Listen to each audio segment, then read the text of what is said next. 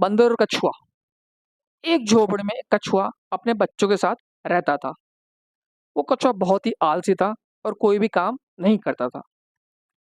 उसके थोड़ी दूर पर एक किसान बंदर का खेत था। इसकी थोड़ी दूर पर एक किसान बंदर का खेत था।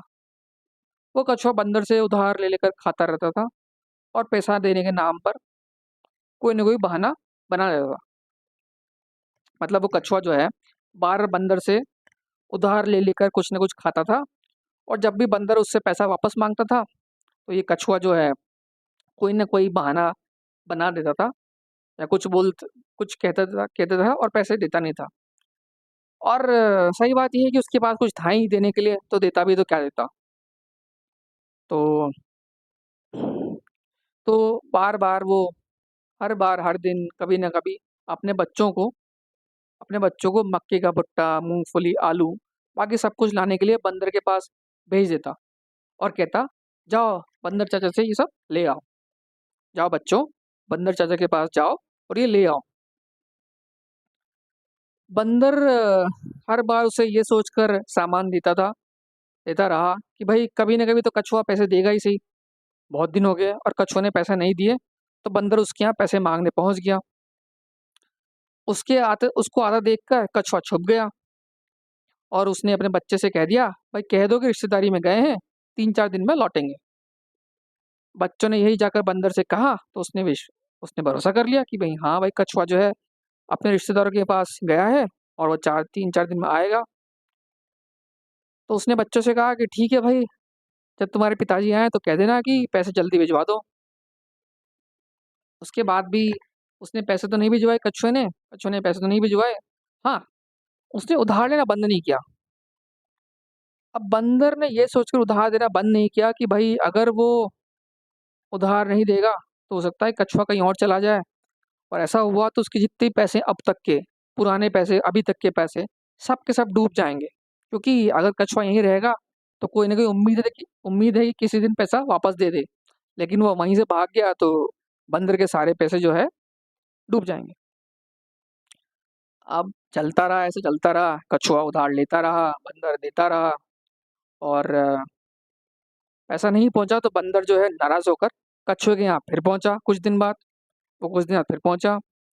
उसे जैसे ही कछुए ने आता हुआ देखा, उसने बीमारी का बहाना बनाया और लेट गया। और उसने बच्चे से कहा कि भाई जाकर कछुए से कहो कि चाचा जी आपके भाई बीमार है। कछुए के बच्चे ने यही किया। वो रोता रहता बाहर गया और बंदर को बोला, चाचा जी आपके भाई बीमार है। बंदर को ताज्जुब हुआ। वो कछुए के घर के अंदर गया और देखा कि भाई वो जो है सिर गड़ाए हुए लेटा हुआ है। हाँफते हुए बोला, भाई बंदर भाई, सारा पैसा डॉक्टर ले गया पर कोई फायदा हो ही नहीं रहा है उसकी दवाई से। जिंदा बच गया तो ठीक होते पैसे दे दूंगा। बंदर ने उसे सांत्वना दी, कहा भाई ठीक है भाई, कोई बात नहीं, चलो कोई बात नहीं, तुम जल्दी ठीक हो। और वो वापस चला गया। और कछुआ और उसका बेटा अपने नाटक पे बहुत हंसे। बंदर इस तरह से कई बार कछुए के घर पहुंचा और कई बार लौट गया, लेकिन पैसे नहीं मिले। अब एक बार बहुत टाइम बाद, बहुत दिनों बाद, वो अचानक ऐसे पहुंच गया कि उसे पता ही नहीं लगा। किसी को पता ही नहीं लगा, कछुए को ना उसके बच्चे को। उसने कछुए के घर पहुंच के आवाज दी दरवाजे से, कछुए भैया आज तो पैसा लाओ, मैं आ गया हूँ। उसकी आवाज सुनकर कछुआ जो है झट पलट कर उल्टा लेट गया। कछुआ जो है उल्टा लेट गया। उसके बच्चे ने कहा कि भाई पिताजी कहीं बाहर गए हुए हैं। ये बंदर को पसंद नहीं आया। मैं तो आज पैसा लेकर ही जाऊंगा, ये कहा और बंदर घर में घुस गया। लेकिन वह कछुआ उल्टा पड़ा हुआ था। और ये देखकर बंदर ने बच्चे से पूछा, ये कौन है, ये क्या है। बच्चे ने कहा, ये हमारा चटनी पीसने का पत्थर है। ये हमारा चटनी पीसने का पत्थर है, चटनी पीसने वाला पत्थर है जिसे सिलबट्टा बोलते हैं। बंदर ने चटनी पीसने के पत्थर यानी सिलबट्टे को, जो कि कछुआ था, कछुआ बिल्कुल सिलबट्टे की तरह लग रहा था, तो बंदर ने उस सिलबट्टे यानी कि सिलबट्टे बने कछुए को उठाकर जोर से बाहर एक पेड़ पर फेंक दिया और बाहर बैठकर कछुए के वापस आने की आने का वेट करने लगा। बंदर ने जो कछुआ था, जो सिलबट्टा यानी कि चटनी पीसने का जैसा पत्थर, उस तरह के बने कछुए को फेंक दिया जोर से एक पेड़ पर।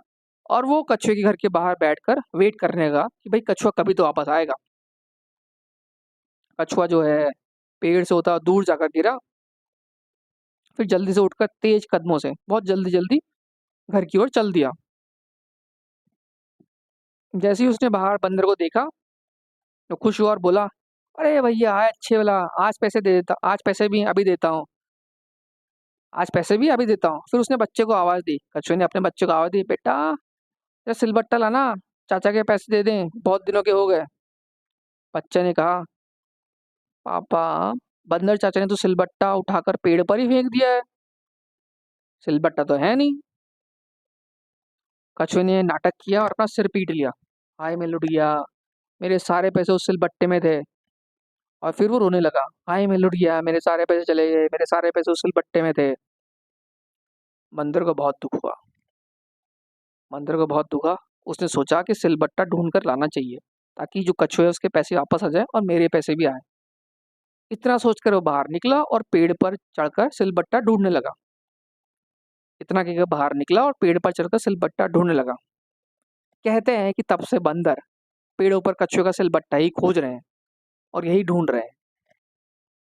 उम्मीद है आपको ये कहानी पसंद आई होगी, और आपने इस कहानी से क्या कुछ सीखा है मुझे कमेंट बॉक्स में बताइए।